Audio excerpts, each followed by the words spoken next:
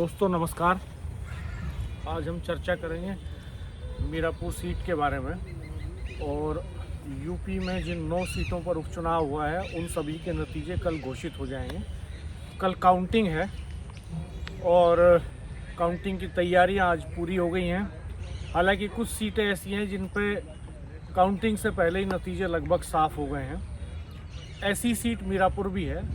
बहुत hot seat, बहुत घमासान, और वोटिंग के दिन हमने देखा कि पुलिस के पिस्टल लहराते हैं, वोटरों को रोकने के एलिगेशंस लगते हैं, लेकिन उस सब के बावजूद मीरापुर के लोग वोट डालने में सबसे आगे निकल जाते हैं। बाकी 9 सीटों के मुकाबले मीरापुर में वोट अच्छा पड़ा और हॉट सीट करहल भी हॉट सीट मानी जा रही थी, जहां जो पूर्व मुख्यमंत्री अखिलेश यादव की सीट थी उनके इस्तीफे से खाली हुई थी, वहाँ भी इतना वोट नहीं पड़ता हम देखते हैं। और गाजियाबाद में तो सबसे कम वोट पड़ता है, जो जहाँ सबसे ज़्यादा पढ़े लिखे लोग रहते हैं, जहाँ सबसे ज़्यादा तरक्की है इन सीटों में, एनसीआर का इलाका है, दिल्ली से सटा हुआ है। तो गाजियाबाद में तो 33% लोग भी बमुश्किल वोट करते हैं, तो वो तो 3rd डिवीज़न से भी पास होने की स्थिति में नहीं रहते इसमें। तो हमारे साथ वरिष्ठ पत्रकार राजेश शर्मा जी मौजूद हैं। हम इस पर चर्चा करेंगे कि मीरापुर के जो नतीजे हैं उनके क्या मायने हैं। अब मीरापुर के नतीजों की तो घोषणा की कल औपचारिकता ही बाकी है राजेश भाई साहब, हमें जो लगता है।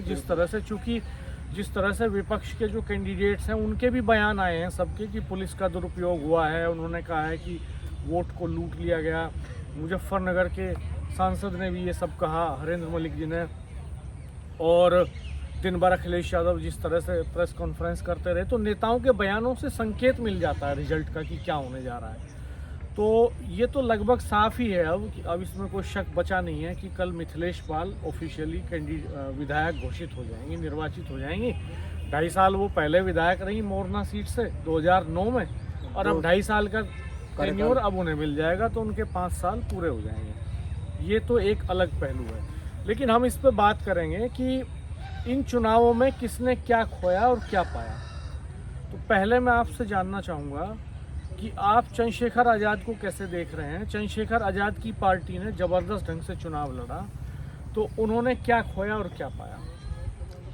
डॉक्टर साहब, अभी चूँकि वो नगीना सांसद भी हैं चंद्रशेखर आज़ाद, और नगीना के बराबर में ये मीरापुर विधानसभा सीट भी है। और इस सीट को लेकर आप देखो कि चंद्रशेखर आज़ाद की वजह से मतलब ये सीट जो है एकदम मतलब ऐसा हुआ कि तमाम जो बड़े पॉलिटिकल लीडर हैं उनकी नज़र मीरापुर पर बनी हुई।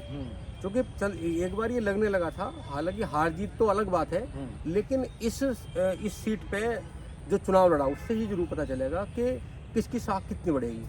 हमें चंद्रशेखर ने दमदार चुनाव लड़ा, उनके कैंडिडेट ने बिल्कुल दमदार चुनाव लड़ा, और लास्ट तक भी, अंतिम समय तक भी आप देखिए सपा का बड़ा वोट बैंक था। यहाँ अखिलेश यादव आए, लगातार सपा के बड़े नेता घूमते रहे, और हालांकि मुख्यमंत्री भी उत्तर प्रदेश सरकार के जयंत चौधरी भी यहाँ लगातार घूमते रहे। लेकिन एक बार ये भी समय आया कि ये लगा कि टकराव चंद्रशेखर आज़ाद से होगा। हाँ, मतलब चंद्रशेखर आज़ाद की पार्टी मजबूत स्थिति में। एक काम तो चंद्रशेखर आज़ाद की पार्टी का बड़ा लाभ एक तो ये हुआ कि जो दलित वोट है उसका 95% हिस्सा उनके पास कंसोलिडेट हो गया और बसपा से शिफ्ट हो गया वो उनकी तरफ। तो इस मायने में एक स्टेप आगे चलेंगे। हार जीत के उतने मायने नहीं है इस सीट पे, क्योंकि उपचुनाव है, कोई सरकार बन बिगड़ नहीं रही थी। लेकिन चंद्रशेखर की पार्टी ने अपने को इस्टेब्लिश कर लिया और दमदारी से ये मैसेज दे दिया पूरे समाज के बीच में कि दलितों का बड़ा हिस्सा उनके साथ है, सबसे ज़्यादा ताकतवर। और मुस्लिम वोटों में भी उन्होंने हिस्सेदारी की है, सेंधमारी की है। तो अब अगले जो पंचायत चुनाव होंगे, नगर पालिकाओं के और मेयर के चुनाव होंगे, महानगर पालिकाओं के चुनाव होंगे, नगर पंचायतों के चुनाव होंगे, जिला पंचायत के चुनाव, प्रधानी के चुनाव, प्रमुख के चुनाव, इन सब में चंद्रशेखर आज़ाद की पार्टी का जबरदस्त दखल रहने वाला है यूपी की सियासत में। तो वो निश्चित तौर पे उनको स्ट्रॉन्ग प्लेटफॉर्म मिल गया है, और एक उन्होंने मैसेज दे दिया कि उनके पास एक दलित वोट बैंक को ट्रांसफ़र करने की भी कैपेसिटी है और उसे लड़ाने की भी कैपेसिटी है। तो चंद्रशेखर आज़ाद तो बहुत माइलेज में रहे इस चुनाव में। डॉक्टर साहब, अब मैं देखो वेस्ट यूपी की अगर आप बात करो तो वेस्ट यूपी में तो जैसे उन्होंने कहा भी ना कि भाई आप हमारे साथ आओ, हम आपको हमारा वोट आपके साथ रहेगा, भाषणों में कहा।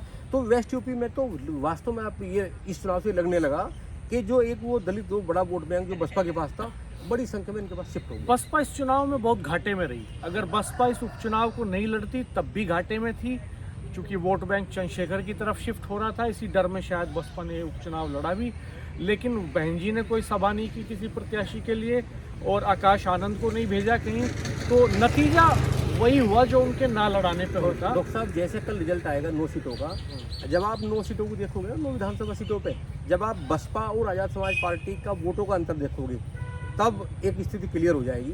नहीं, ये तो स्पष्ट ही है, ये हमने ग्राउंड पे देखा मीरापुर में तो कम से कम, और वोटिंग आने के बाद तो आंकड़ों में तस्वीर ये साफ हो जाएगी। सही कहा आपने। तो बसपा के लिए खतरे की घंटी रहा ये उपचुनाव। चंद्रशेखर आज़ाद बहुत माइलेज में रहे। अब बात करते हैं हम समाजवादी पार्टी की कि अखिलेश यादव को क्या घाटा हुआ और क्या फ़ायदा हुआ। तो मुझे लगता है अखिलेश यादव ने एक तो बड़ा दांव ये खेल दिया कि बसपा को चारों खाने चित कर दिया। मुनकाद अली की बेटी सुम्बुल राणा को प्रत्याशी बना के, जो कादिर राणा के बेटे की बहू हैं, उन्होंने बसपा को सीन से ही आउट कर दिया एक तरह से इस दांव ने। और दूसरा ये कि उनके सामने एक बड़ा खतरा ये था, जो पीडीए बना के चल रहे थे अखिलेश यादव। तो पीडीए में चूंकि इस कॉन्स्टिट्यूएंसी में मीरापुर में 38% बैकवर्ड कास्ट है और 38% यहाँ पे मुस्लिम है और 19% दलित है, 5% फॉरवर्ड कास्ट है। अब पीडीए में पिछड़ा दलित और अल्पसंख्यक, ये समीकरण था अखिलेश यादव का। तो उनके पास रह गया केवल अल्पसंख्यक, और अल्पसंख्यक में भी डिवीजन हो गया। चंद्रशेखर भी ले गए और ओवैसी भी ले गए। लेकिन अखिलेश यादव मुझे लगता है इस चीज़ में कामयाब रहे। उनका लक्ष्य शायद ये रहा होगा, हार जीत के मायने उनके लिए भी शायद बहुत नहीं रहे होंगे। और अपने मन में उन्होंने सोचा होगा, जैसे चंद्रशेखर सोच रहे थे कि दलितों के सिरमौर बन जाएं, वो सबसे बड़े नेता बन जाएं, तो उसमें कामयाब रहे। मुस्लिमों का बड़ा हिस्सा उनके पास कंसोलिडेट हो जाए, ये मंशा शायद अखिलेश यादव की रही होगी और उसमें कामयाब हो गए वो। एक बड़ा हिस्सा तो उन्हीं के पास कंसोलिडेट हुआ, पहली बात। दूसरी बात, उन्होंने उपचुनाव में मुस्लिम कैंडिडेट्स पे खूब भरोसा जताया। उनके ऊपर ये आरोप लग रहा था कि साहब मुस्लिमों की हिस्सेदारी कम कर रहे हैं टिकटों में, तो यहाँ हिस्सेदारी भी भरपूर दे दी उन्होंने। तो अगला जब यूपी का चुनाव आएगा विधानसभा को, तो अखिलेश यादव मुस्लिम नेताओं से धीरे से कह सकते हैं कि भाई उपचुनाव में आप लोगों ने फाइट किया था, तो इलेक्शन हिंदू मुस्लिम का हो गया, ध्रुवीकरण के आधार पर हो गया था। तो आप ऐसा करो कि आपको एमएलसी में एडजस्ट कर देंगे, किसी को कह सकते हैं आपको राज्यसभा भेज देंगे, किसी को कह सकते हैं 27 में सरकार बनेगी तो कहीं दूसरी जगह किसी निगम में एडजस्ट करेंगे। तो इस नाम पे वो कास्ट कॉम्बिनेशन खेल सकते हैं, उसका रास्ता साफ हो गया और नाराजगी भी नहीं होगी मुस्लिम नहीं। ये तो नेताओं आपकी में। बात डॉक्टर साहब ठीक है। जब चुनाव हुआ मेंबर ऑफ पार्लियामेंट का, तो आपने देखा होगा कि जहां मुस्लिम बहुल एरिया है, तो वहां मुस्लिम प्रत्याशी नहीं उतारे नहीं है होने, ना, और उन्हें तो सफलता भी मिली। हाँ, अगर मुजफ्फरनगर में वो कादिर राणा को चुनाव लड़ा देते हरेंद्र मलिक के बजाय, तो शायद संजीव बालियान फिर लोकसभा चले जाते। बिल्कुल बिल्कुल। तो उन्होंने ये भी सोचा होगा कि देखो इस चुनाव में बहुत सरकार तो नहीं ना बनेगी ना गिरेगी। उन्हें लगा होगा कि उस समय जो कि 2024 के लोकसभा चुनाव में हमने अल्पसंख्यक को टिकट नहीं दिया और मुस्लिम को अब टिकट दे देंगे, और तो ये है कि अपना वो वाला जो है वो पूरा वो बैलेंस हो जाएगा। भाई उनका मन भी भर जाएगा कि भाई हमको भरोसा दिया, 4-5 सीटों पर उन्होंने मुस्लिम कैंडिडेट्स उतार दिए और रिजल्ट आया नहीं, तो मुस्लिम कैंडिडेट्स नेताओं को समझ में भी आएगा कि भाई हमारे सामने आने से तो सॉफ्ट चेहरे को लेके आए सुम्बुल राणा को, तब भी पोलराइजेशन हो गया। कादिर राणा आते तो और ज़्यादा फास्ट पोलराइजेशन हो जाता। बिल्कुल। तो अब वो सुम्बुल का चेहरा भी आजमाया, लेकिन तब भी पोलराइजेशन हो गया। तो वो ये प्ली दे सकते हैं फिर उन्हें टिकट बांटते समय अगली बार।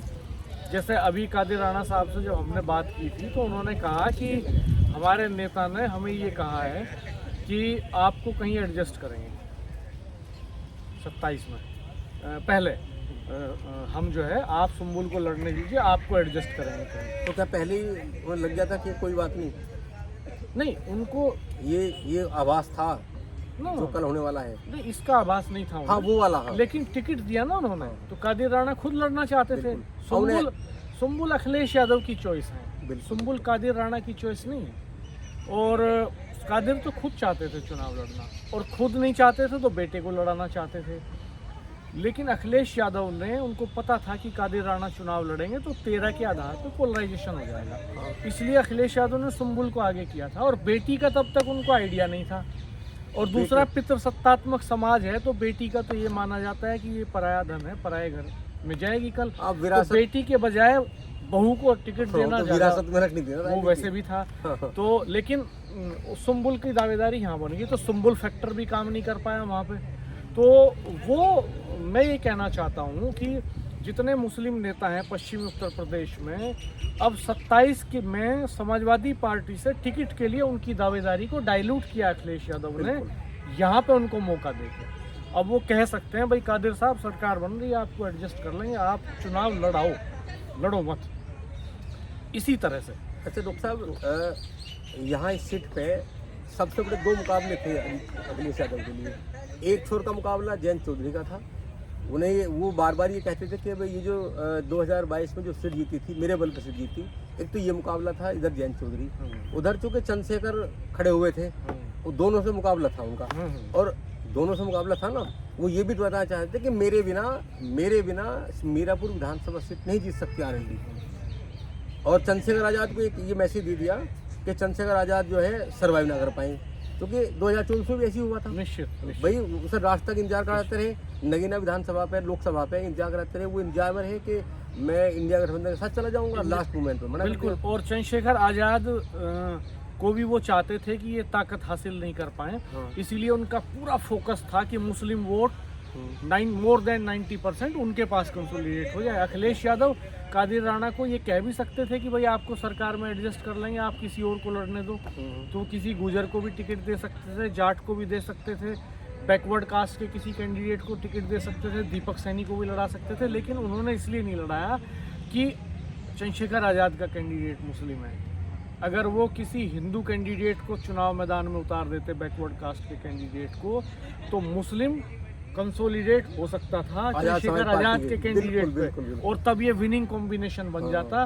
तो तब खेल बिगड़ जाता अखिलेश यादव का भी और जयंत चौधरी का भी। बिल्कुल। तो अब यहाँ फंसे हुए थे अखिलेश यादव असल में। खैर, अब जयंत चौधरी के बारे में बात करते हैं राजेश भाई साहब। कुछ लोगों ने मुझसे कहा, अब औपचारिकता ही बची है कल तो सर्टिफिकेट मिलने की मिथिलेश को। कुछ लोगों ने मुझसे कहा कि जीत के भी हार गए चौधरी साहब। तो मैंने पूछा कैसे हार गए जीत के? उन्होंने कहा कि 2013 के दंगे के बाद भाईचारा टूटा, जाट मुस्लिम समीकरण टूट गया, और इसका सबसे ज़्यादा घाटा आरएलडी को हुआ। उनका बेस ही यही था, और वो बेस बिखर गया। बेस बिखरने के बाद जाटों में भी सेंध लगाई बीजेपी ने। तो जब ये बेस बिखर गया तो चौधरी अजीत सिंह अपनी सीट हार गए और जयंत चौधरी अपनी सीट हार गए। और इस भाईचारे को जोड़ा, उनको लगा, चौधरी अजीत सिंह को लगा कि इसी भाईचारे को जोड़ने से बात बन सकती है, तो वो इसको जोड़ने मुजफ्फरनगर पहुंच जाते हैं 2019 में, और उन्होंने इसको जोड़ा दमदारी से। और फिर जयंत चौधरी जब बीजेपी के साथ गए, हालांकि उनकी पार्टी में कई बड़े मुस्लिम नेता हैं, गुलाम मोहम्मद एमएलए हैं सिवाल खास से, अशरफ अली उनके थाना भवन से एमएलए हैं, राव वारिस एक्स एमएलए हैं थाना भवन से, कई मुस्लिम नेता हैं पुराने जो अभी भी उनके साथ टिके हुए हैं। लेकिन वो सब मुस्लिम नेता इस चुनाव में ग्राउंड पे काम करते हुए नहीं देखे मुस्लिमों के बीच। जैसे गुजर, जाट, त्यागी जातियों के जो नेता हैं आरएलडी में, वो लगातार डोर टू डोर काम कर रहे थे जाके ग्राउंड पे। लेकिन जो मुस्लिम नेता हैं वो गए ज़रूर, लेकिन वो मुस्लिमों के बीच में अलग अलग टीम बना के अकेले अकेले रात दिन लड़ते हुए जाते हुए दिखाई नहीं दिए। तो कहीं ना कहीं उनको लगा होगा कि नाराज़गी झेलनी पड़ सकती है समाज की। तो अब लोग ये कह रहे हैं जानकार कि साहब मुस्लिम वोट छिटक गया जयंत चौधरी से, अब उनके पास नहीं जाएगा वो। तो वो सीट भले ही जीत गए हों, लेकिन समीकरण हार गए वो, क्योंकि जो बैकवर्ड कास्ट है, अदर बैकवर्ड कास्ट, पाल सैनी, वो तो बीजेपी का वोटर है, और वो उसी के बूते मिथिलेश पाल के साथ भी खड़ा हुआ है। तो लोग हमसे ये भी सवाल कर रहे थे कि मिथिलेश पाल अगर आरएलडी की कैंडिडेट होती और बीजेपी अलग लड़ रही होती, तो क्या पाल समाज, सैनी समाज इसी तरह वोट करता जयंत चौधरी को जैसे अब किया है? ये बड़े सवाल हैं। जी जी। तो अब लोग यहाँ से इसका ऑपरेटिव पार्ट ये भी निकाल रहे हैं, इसका रिजल्ट, कि अब जयंत चौधरी 2027 का चुनाव बीजेपी के साथ ही लड़ेंगे। ये गठबंधन ज्यों का त्यों बरकरार रहेगा 27 में भी, ऐसा लोग कह रहे हैं। मैं आपकी टिप्पणी चाहूँ। नहीं, बिल्कुल लोग तो कह रहे हैं। अभी डॉक्टर साहब आप देखो कि बीजेपी तो बड़ा दल है। अभी आप हरियाणा की बात करो, भाई जेजेपी के जो दुष्यंत चौटाला थे वो तो चुनाव लड़े, वो तो सरकार चलाए, उन्होंने तो लगातार 5 साल रहे सरकार में। और अब अगर जैसे भी तुनक मिजाजी हुई वो बाहर चले गए, तो वो इस समय ऐसी स्थिति में है कि जब चुनाव में थे जब चुनाव जीत का है दुष्यंत चौटाला बाहर नहीं गए, दुष्यंत को तो भेजा उन्होंने बाहर। पूरी जो एंटी इनकम्बेंसी है, दुष्यंत अपनी इच्छा से बाहर नहीं गए, दुष्यंत को तो भाजपा ने बाहर किया। और पूरे जो एंटी इनकम्बेंसी थी खट्टर सरकार की, वो सारी दुष्यंत के पाले में डाल दी। एक नैरेटिव बना हरियाणा में कि सारे मलाईदार विभाग, सारे महत्वपूर्ण विभाग, 11 विभाग, ये तो सदन में कहा, ये सदन में कहा एक विधायक ने कि तुम लूट के खा गए पूरे प्रदेश को दुष्यंत, सारे विभाग तुम्हारे पास बिल्कुल। अब आप देखो, अभी आपने बताया कि मुस्लिम नेता हैं, इस पूरे चुनाव में राव वारिस भी हमने देखे मीरापुर में, हमने अरशद अली भी देखे थाना भवन से विधायक, हमने वहाँ गुलाम मोहम्मद सेवाल खास के विधायक भी देखे। मुझे लगता है डॉक्टर साहब कि ये हैं, क्योंकि ये विधायक है तो ठीक है, लेकिन इन विधायकों की इतनी हिम्मत नहीं है कि ये वोट ट्रांसफ़र करा सके मुस्लिमों की। ये मुस्लिम की वोट ट्रांसफ़र आरएलडी के लिए नहीं कर सकते। और मुझे लगता है कि अगर जब अगला चुनाव आएगा, जब 2027 का चुनाव आएगा, तो 2027 में अगर आरएलडी के गठबंधन में कहीं किसी भी विधानसभा से जब आरएलडी अपने मुस्लिम नेता को उतारेगी मैदान में, तो तब देखो ये जो भ्रकुटी है ना बीजेपी की, जो भ्रकुटी है बीजेपी की, वो तब तनेगी। तो तब क्या आपको लगता है? वो तो खैर उनके बीच में एक अंडरस्टैंडिंग है, जितनी भी सीटें आरएलडी को मिलेंगी तो आरएलडी इंडिपेंडेंट होगी उन पर प्रत्याशी उतारने के लिए, तो बीजेपी तो उसमें मुझे लगता है दखल बहुत करेगी नहीं। पर बीजेपी के वोटर है जो कट्टर हिंदू की, हाँ, लेकिन सवाल ये होगा बड़ा कि क्या इन मुस्लिम कैंडिडेट्स के टिकट रिपीट हो जाएंगे, और रिपीट नहीं होंगे तो क्या नए प्रत्याशी होंगे, और तब मुस्लिम अगर इनके रिपीट भी हो जाते हैं तो क्या ये इस स्थिति में होंगे कि मुस्लिम वोट शिफ्ट हो जाए? ये सवाल तो बने ही रहेंगे। तो सवाल तो है, पर राणा जी एक तो बात है, जो चौधरी साहब ने 2013 के बाद में बड़ा संघर्ष किया, और वो जो टूट गया था पूरा ढांचा जिनका बना हुआ दंगे की वजह से, उसको बनाने में लगभग 10 साल 8-9 साल वो लगे रहे। उन्होंने हार स्वीकार करी, वो गठबंधन, उनके पास बहुत सारे ऑफर ही आए बीजेपी में शामिल होने के, उन्होंने स्वीकार कर दिया और इन्होंने स्वीकार कर दिया। तो मुझे लगता है कि वो जो 9 साल की मेहनत है, जो वोट बैंक था मुस्लिम वाला, वो तो बीजेपी के गठबंधन के साथ में आरएलडी के पास नहीं रहेगा। चलिए खैर देखते हैं, इसकी परख भविष्य में होना बाकी है। 2027 बहुत दूर है नहीं, तो 2027 में हम देखेंगे ग्राउंड पे क्या होता है। लेकिन फिलहाल लोग यही कह रहे हैं कि जयंत चौधरी का जो इन रिजल्ट्स के बाद जयंत चौधरी का बीजेपी के साथ जो गठबंधन है वो और ज़्यादा स्ट्रॉन्ग हो गया है, और 2027 में वो बीजेपी के साथ ही चुनाव मैदान में होंगे। ये विकल्प अब कमज़ोर पड़ गया है कि वो 27 में इंडिया गठबंधन की तरफ खड़े दिखाई दें, क्योंकि बहुत लोग ये भी कहते थे कि हो सकता है 27 में जयंत चौधरी इधर खड़े हो जाएं आके। खैर ये भविष्य की बातें हैं, इफ बट्स हैं, संभावनाओं के आधार पर एनालिसिस करते हैं लोग, अनुमान लगाते हैं। तो ऐसे ही चर्चा हम भी कर रहे हैं लोगों के फीडबैक के आधार पर। तो हमने 4 बड़े इस वीडियो में 4 बड़े नेताओं के बारे में चर्चा की कि चंद्रशेखर कितने फ़ायदे नुकसान में रहे, जयंत चौधरी कितने फ़ायदे नुकसान में रहे, अखिलेश यादव कितने फ़ायदे नुकसान में रहे, और मायावती कितने फ़ायदे नुकसान में रहीं। एक कंक्लूडिंग कमेंट और मैं राजेश भाई साहब आपको चाहूँगा कि बीजेपी को फ़ायदा हुआ कि नुकसान हुआ? नहीं, बीजेपी को तो लाभ हुआ। बीजेपी को लाभ हुआ। अगर आरएलडी से गठबंधन ना होता तो ये जो खैर सीट है, मीरापुर सीट है, और जैसी स्थिति इस समय बनी हुई गाजियाबाद में, ये सीट यहाँ बहुत टाइट होता, कुंदरगी में बहुत टाइट होता। हाँ, और तो दूसरा बीजेपी को लाभ हुआ। दूसरा बीजेपी को ये भी लाभ हो गया कि लोग वहाँ ये भी कह रहे थे कि कल जितनी पिस्टल लहरा रही थी और जितनी लाठी चल रही थी, उतना बीजेपी का वोट बैंक बीजेपी की तरफ कंसोलिडेट हो रहा था। उन्हें योगी जी का जो बटोगे तो कटोगे का नारा है, वो मोस्ट बैकवर्ड कास्ट में हर आदमी की जुबान पे दिखा, सबको याद था, उसका असर दिखा बहुत जमीन पे। तो बीजेपी हर लिहाज से फ़ायदे में रही। एक तो सीट निकल गई, जो योगी जी की साख दांव पे लगी हुई थी, उसका सब उस पर से दाग नहीं लगेगा कि भाई योगी जी तो अजय हैं, जिता सकते हैं। और दूसरा ये कि गठबंधन के साथी के साथ उनका जो कोलेबोरेशन है वो और स्ट्रॉन्ग होल्ड पे चला। रानी लाभ भी तो सबसे बड़ी एक वजह ये भी है कि ये जो पश्चिम में जो किसान जो जाट मूवमेंट जो जाट जाति है, ये चूँकि बीजेपी के खिलाफ अभी तो गठबंधनों के साथ आ गई, बीजेपी को डर तो इनके विरोध से लगता है। जब ये विरोध में खड़े होते हैं तो वो जो हर विधानसभा में बड़ा वोट बैंक ना वो विरोध में खड़े होते हैं, वो जो माहौल बनाते हैं, एक तो एंटी इनकम्बेंसी, ऊपर से उनका विरोध और डट के विरोध। हाँ, वो दरअसल तो वो विरोध शांत हो गया। वो मुखर है, जैसे हाँ। कि ये किसान जातियां 2-3 इस बेल्ट में बहुत मुखर हैं। हमने देखा कि जैसे जाट, गुजर, त्यागी ये बहुत वोकल हैं इस बेल्ट में। तो ये जैसे संजीव बालियान के सामने भी तो यही समस्या खड़ी हुई थी कि खुल के बोल रहे थे लोग, हाँ। और इन्हीं कास्ट के थे 2-3 के ज़्यादातर, और ठाकुर भी थे उनमें, ठाकुर भी वोकल हैं। तो ये 3-4 कास्ट के लोग बहुत, जो किसान जाति हैं ये वोकल हैं, ये आक्रामकता से बोलते हैं।